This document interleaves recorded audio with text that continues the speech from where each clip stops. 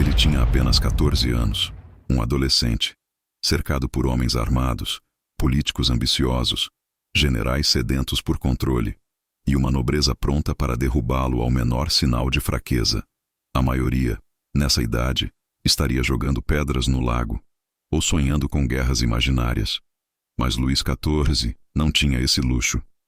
Ele entendeu, ainda jovem, que se tentasse governar pela força, seria engolido vivo. Então, escolheu outro caminho. Um mais sutil, mais sofisticado, mais cruel, porque era invisível. Ele não usou espadas, usou símbolos, não gritou ordens, distribuiu convites. E enquanto todos pensavam que estavam participando de festas, de bailes, de jogos da corte, na verdade, estavam sendo enredados em um teatro de poder que ele mesmo roteirizou, cena por cena, gesto por gesto, olhar por olhar. Luís XIV, o Rei Sol, o mestre do palco político mais letal da Europa.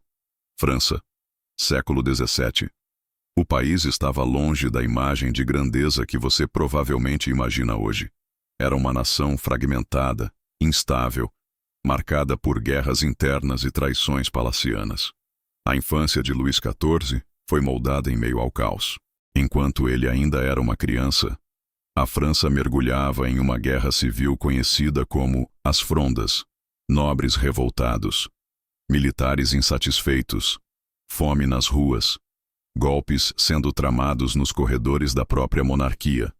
O rei anterior, seu pai, Luís XIII, deixara o trono para um herdeiro inexperiente e vulnerável.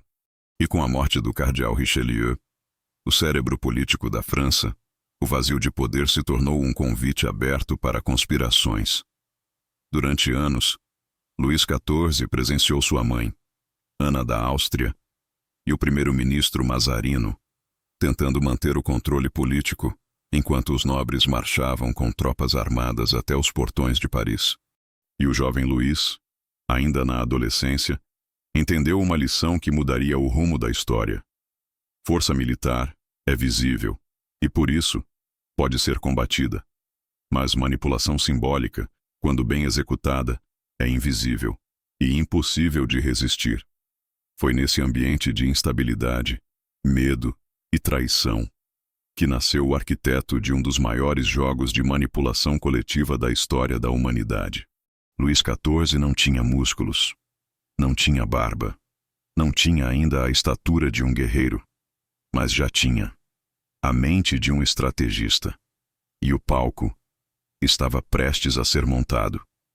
Quando a maioria das pessoas ouve o nome Luís XIV, a primeira imagem que vem à cabeça é de um rei vaidoso, um monarca obcecado por ouro, espelhos, jardins gigantescos e festas intermináveis em Versalhes. A mídia, os livros de história, até os filmes, reforçaram essa ideia. O mito popular é simples. Luís XIV era apenas um amante do luxo, um aristocrata egocêntrico, que gostava de ostentar enquanto o povo passava fome. Mas essa é só a casca. A verdade é muito mais maquiavélica. O que as pessoas chamam de luxo era, na verdade, uma estratégia de dominação psicológica. Versalhes não foi construído para ser apenas um palácio. Versalhes foi construído para ser uma prisão de ouro. Luís XIV entendeu que prender fisicamente os nobres seria perigoso. Eles reagiriam, se revoltariam. Mas se ele os seduzisse com festas, rituais e uma agenda social interminável, eles ficariam presos, por vontade própria. Ele substituiu batalhas por cerimônias, armadilhas por convites, correntes por títulos de nobreza e privilégios de aparência, enquanto os nobres lutavam entre si para ganhar destaque em um simples olhar do rei. Luís XIV acumulava mais e mais poder nas próprias mãos. O que parecia futilidade era, na verdade, um sistema de controle emocional, arquitetado até os mínimos detalhes. Cada dança, cada traje, cada ordem de entrada no salão, tudo fazia parte de um grande teatro, o maior teatro de poder, que a Europa já viu. E a plateia eram os próprios inimigos dele. Luís XIV não precisou de batalhas diárias para consolidar o próprio poder. Ele criou algo mais sutil e muito mais eficiente. Um sistema de manipulação social disfarçado de glamour. Tudo começava com a localização. Ele transferiu a corte de Paris para um lugar distante, isolado, Versalhes, longe dos centros de revolta, longe das multidões perigosas, longe das ameaças urbanas. Ali, em um ambiente que ele controlava até a temperatura das velas, Luís XIV construiu o seu palco. Mas o teatro não estava nas paredes. O teatro eram as pessoas. Ele transformou a vida dos nobres em uma competição constante por atenção. Cada detalhe era cuidadosamente calculado para gerar dependência emocional. Quem poderia carregar a bacia de água na manhã do rei? Quem teria o privilégio de ajudar Luís XIV a vestir as meias? Quem estaria sentado mais perto durante os jantares? Pequenos gestos, mas com significados políticos devastadores. Os nobres, que antes eram guerreiros, estrategistas, líderes de clãs, agora se transformaram em figurantes de um roteiro, escrito, dirigido e estrelado por ele. Versalhes era uma gaiola, mas uma gaiola feita de ouro, champanhe e status. Enquanto os nobres disputavam espaços em bailes, Luís XIV centralizava a administração do reino. Controlava os impostos, as leis e até os exércitos. Ele transformou a vaidade alheia em ferramenta de submissão. E o mais brilhante, ninguém se deu conta de que estava sendo manipulado. Eles achavam que estavam sendo favorecidos, enquanto, na verdade, estavam sendo neutralizados. Esse foi o verdadeiro golpe de mestre de Luís XIV. Fazer com que seus inimigos agradecessem pela própria prisão. O que Luís XIV fez não foi apenas uma estratégia de um rei do século XVII, foi uma aula prática, atemporal, sobre como manipular egos, desejos e a necessidade humana por reconhecimento. O princípio que ele aplicou continua funcionando até hoje, nos negócios, na política, nas redes sociais e até nas relações pessoais. Quer um exemplo moderno? Empresas que criam cargos de liderança simbólica para manter funcionários ocupados, enquanto o verdadeiro poder fica nas mãos de poucos.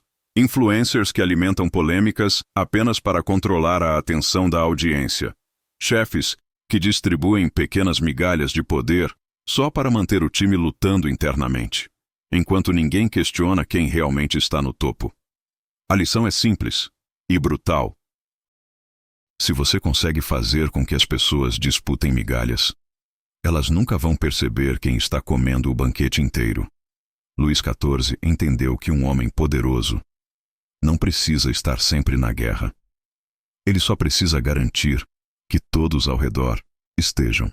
Dividir, confundir, seduzir. Esse é o verdadeiro campo de batalha. Se você lidera uma equipe, um projeto ou até um pequeno grupo social, essa tática ainda é válida. Transforme o ambiente em um palco.